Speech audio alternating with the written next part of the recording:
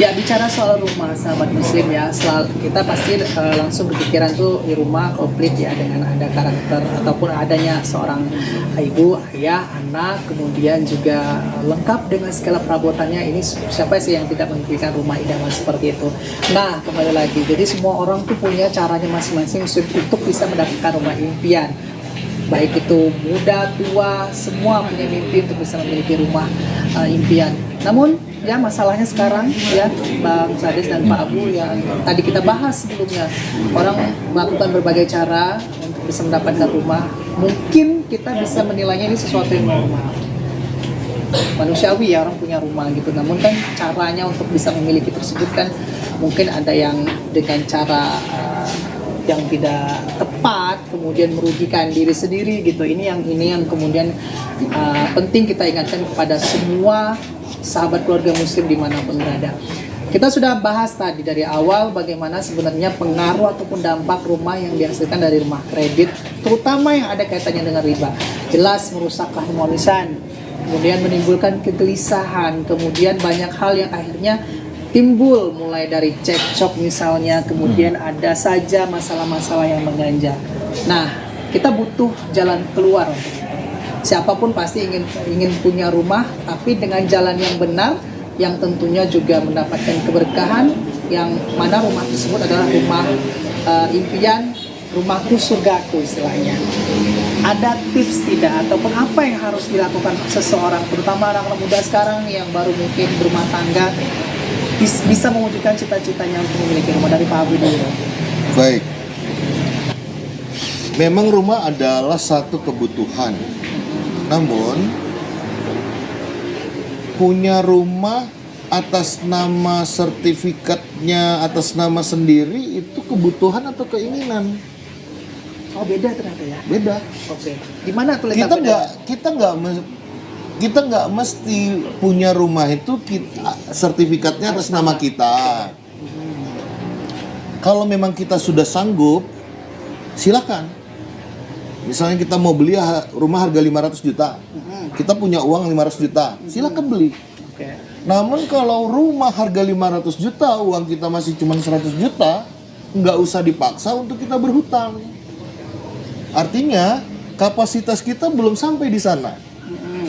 Memang itu kebutuhan, namun kita nggak mesti kita miliki. Kalau belum bisa, kita ngontrak aja dulu. Ngontrak belum bisa, tinggal di rumah mertua. Mertua nggak kasih, di masjid lah. Oke. Ya. Ternyata di situ perbedaannya ya. Nah, jadi memang itu kebutuhan.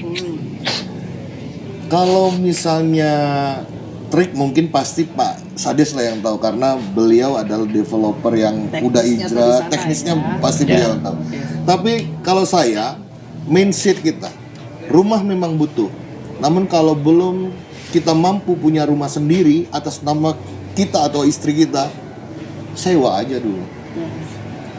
Lebih berkah daripada kita kredit rumah, rumahnya mewah, kamarnya banyak, keramiknya dari Itali, ya, lantainya granit, tapi akhirat masuk neraka. Mas Abrar mau? Enggak. Kalau saya nggak mau. Mas Ades, secara teknis. Sebenarnya untuk secara teknis kita ada kiat-kiatnya kan. Mungkin ini para keluarga muda ya terutama kan, atau yang akan menikah gitu kan, mumpung dari sekarang. Ini kiat dari kita developer. Ini kiat ini muncul juga berdasarkan pengalaman saya tadi nih. Ya kan, secara pengalaman yang udah ini muncullah ide saya, ya kan. Akhirnya kita membangun itu membangun itu dengan kondisi apa adanya. Dalam artian seperti ini. Sekarang nasabah ini kan menginginkan rata-rata kan rumah impian itu tinggalnya ingin di komplek, ya kan? Yang punya tetangga punya tetangga tuh banyak kan begitu. Kalau misalnya beli tanah yang kondisinya sepi kan kira-kira agak seperti apa gitu kan. Nah, Nah, dari kondisi ini akhirnya muncul ide saya gitu kan. Nah, misalnya nasabah ini misalnya kita selama ini jual rumah katakanlah 300 juta, ya kan? Untuk 300 juta ini, itu mungkin kan rumah ini kan ada bangunan, ada tanah, ya kan? Nah, untuk pertamanya ini kita tidak memaksakan mereka untuk membeli sebesar 300 juta. Ya kan? Tapi mereka ingin punya tetangga sebenarnya. Dalam komplek itu tadi yang mereka inginkan adalah komplek. Nah, maka nanti mereka tuh bisa membeli kapling tanah saja dulu. Sesuai dengan kemampuannya dulu kan. Oh, misalnya katakanlah kalau kapling itu katakanlah harganya hampir setengahnya lah atau 125 juta dari 300 juta rumah total kan. Itu bisa dibeli hanya kaplingnya saja. Nanti untuk membangun, bagi yang ada uang bisa membangun 50%, silakan bangun 50%. Bagi yang punya keuangan cukup 100%, ya berarti 300 juta itu selesai. Gitu. Tapi dia tetap dalam kondisi di komplek. Fasilitas umumnya tetap kita bangun kan begitu. Artinya jalan salurannya tetap ada. Jadi sehingga pada saat dia nanti saya cuma bisa beli kapling nih hari ini. Udahlah saya beli aja kapling. Udah itu nanti dia bisa bangun sendiri, bisa juga minta bangunkan oleh kita developer gitu. Jadi kita tidak memaksakan dia. Nah, jadi mereka sesuai dengan kemampuannya aja gitu. Oke, ini menarik ya. Artinya maksudnya bisa dikatakan ini proses menyicil. Iya. Gitu ya, sebatas atau sesuai kemampuan. Iya, tapi nyicilnya tidak jatuh tempo. Betul. Tidak ada hutang di situ. Artinya di sini tetap ada kerjasama dengan developer, dengan pengembang. Oke. Iya. Apakah semua developer memberikan fasilitas atau melakukan hal tersebut? Yang selama ini saya lihat untuk di wilayah saya belum ada yang melakukan seperti itu. Dan itu memang sebenarnya secara teknis ada dan memang bisa dilakukan. Bisa kita lakukan. Oke. Dan itu sedang saya lakukan sekarang. Jadi ini juga pengalaman karyawan saya, salah satu karyawan saya. Dia beli tanah kapling di satu daerah lah, walaupun di perifer ya. Nah, dia kemudian misalnya dia sanggup ini pondasinya dulu, dibangun pondasi. Kemudian naik misalnya 1 meter. Bata naik 100 meter. Iya. 100. Lama-kelamaan nggak diplester misalnya. Oke, tapi udah naik. Jadikan aja satu kamar dulu. Untuk dia tinggal aja dulu. Iya. Ini ada jaminannya tidak? Maksudnya gini, artinya apakah siapa saja bisa tanpa ada latar belakang pekerjaan yang tetap atau bagaimana? Iya, karena tidak ada utang di situ. Dia bayar kalau dia mau langsung pengembang, ini saya ada uang 10 juta.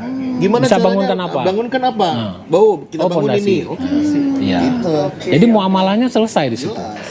Artinya dia tidak meninggalkan utang. Pada saat misalnya dia sudah katakanlah tadi, saya cuma ada uang nih setelah saya beli kapling ada uang 30 juta. Saya bangunkan sesuai dengan harga 30 juta itu. Misalnya katakanlah sampai bata setengah gitu kan, setengah pinggang. Pada saat misalnya umurnya pendek, dia kan nggak punya hutang sama saya. Cash muamalahnya selesai di situ. Nanti ahli warisnya tinggal lanjutkan aja. Oke. Nah, mudah-mudahan ini salah satu jadi solusi untuk keluar sahabat muslim dimanapun berada yang ingin punya rumah dengan cara tidak berhutang ya, dan tidak perlu ada rasa kekhawatiran ke depannya seperti apa, ini lebih jelas lagi. Namun waktu kita sangat singkat sekali. Ada 3 menit untuk kesimpulan terakhir untuk bisa dibagikan kepada sahabat muslim sesuai tema kita, yaitu rumahku rakaku, kira-kira seperti apa nih supaya tidak sampai kejadian seperti itu dari Pak Budi, dari Bang Sadis untuk kesimpulan. Kalau dari saya kesimpulannya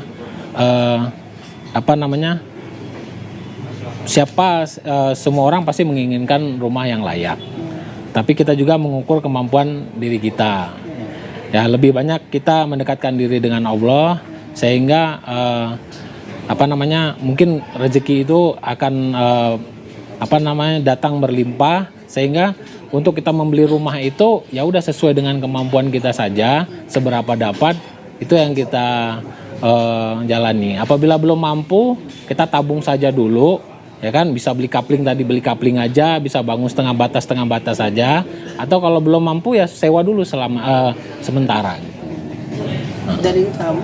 Daripada saya di dunia ini punya rumah mewah, keramik dari Itali, kamar mandinya luar biasa, ya, punya kamar banyak, tapi saya masuk neraka, lebih mending saya tinggal di rumah mertua. Baik, terima kasih sekali Pak Abu, kemudian Bang Sades atas banyak sekali pelajaran yang bisa kita petik, khususnya bagi kita semua yang mungkin punya mimpi memiliki rumah sendiri di usia muda khususnya, kemudian punya rumah impian juga dengan cara yang tepat dan benar. Mudah-mudahan solusi dari Bang Sades tadi kemudian akhirnya bisa memberikan manfaat untuk kita. Kita cari tahu di mana masing-masing kita tempat tinggal untuk bisa jadi developer yang bisa mungkin membantu, bisa mewujudkan rumah impian kita yang insya Allah kedepannya penuh berkah, rumahku surgaku, sahabat muslim. Terima kasih sudah menyaksikan program Bebas Hutang di kesempatan kali ini. Terima kasih untuk tempatnya yang Masya Allah nyaman, dari rumah, dari kafe hitam putih yang ada di Takengon, Aceh Tengah. Insya Allah mudah-mudahan nanti kita suatu saat bisa lagi berkumpul di tempat yang penuh berkah ini untuk bisa kembali membahas pembahasan tema yang lebih menarik ke depan, insya Allah. Terima kasih sudah menyaksikan program Bebas Hutang. Terima kasih sudah menyaksikan program Salam TV lainnya. Tetap terus saksikan program-program Salam TV lainnya di Laut Taufiq Walhidayah. Assalamualaikum warahmatullahi wabarakatuh. Waalaikumsalam.